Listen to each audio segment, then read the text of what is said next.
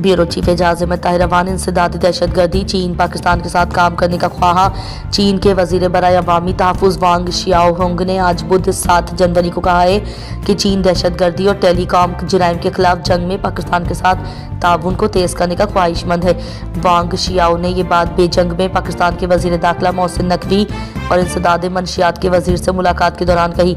चीनी वजारत बराए अवामी तहफ़्फ़ुज़ की जानिब से जारी करदा एक बयान के मुताबिक वांग ने कहा कि मुख्तलिफ खतरात और चैलेंजेस से मौसर तरीके से निमटने और दोनों ममालिक की कौमी सलामती और समाजी इस्तेहकाम के मुश्तरका तहफ़्फ़ुज़ के लिए कोशिशें की जाना चाहिए। पाकिस्तान में अस्करियत पसंदों ने वे जंग के ताबूत से चलने वाले अरबों डॉलर के बुनियादी ढांचे के मंसूबे पर काम करने वाली चीनी बाशिंदों को बारहा निशाना बनाया है। हालिया बरसों में यह हमले दोनों ममालिक के दरमियान तनाव का एक जरिया बन चुके हैं। ब्यूरो चीफ एजाज अहमद ताहिर अवान पाक भारत जंग की पेशन गोइयों के हवाले से मुख्तलिफ रिपोर्ट्स और तज्ज़िये सामने आए हैं।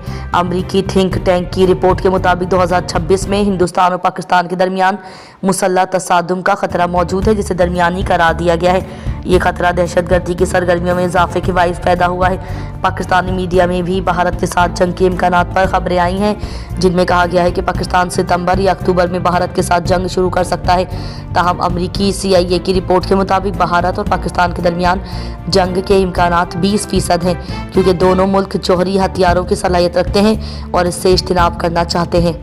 ब्यूरो चीफ एजाज अहमद ताहिर अवान बांग्लादेश की कौमी परचम बरदार कंपनी पैमान एयरलाइंस इस माह के आखिर में ढाका और कराची के दरमियान बराह रास्त परवाजें दोबारा शुरू करने वाली है, जो 2012 से मुअत्तल रही। एयरलाइन के अलावा ऐलान करदा शेड्यूल के मुताबिक ढाका कराची ढाका सर्विस 29 जनवरी 2026 को शुरू होगी।